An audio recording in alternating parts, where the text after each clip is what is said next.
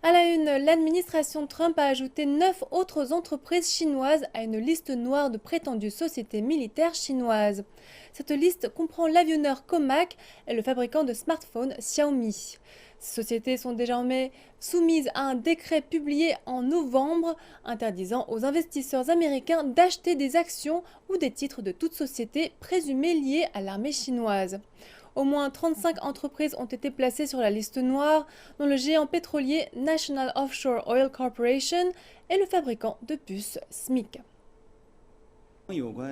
L'administration Trump a à plusieurs reprises surgénéralisé le concept de sécurité nationale, abusé du pouvoir de l'État et sévi contre les entreprises chinoises sans raison. La Chine s'y oppose fermement. L'intégration militaire et civile des États-Unis remonte à l'époque d'avant la Première Guerre mondiale.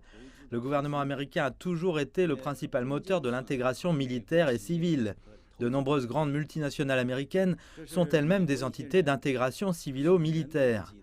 Les mesures introduites par l'administration Trump démontrent une fois de plus ce que sont l'unilatéralisme et le deux poids deux mesures.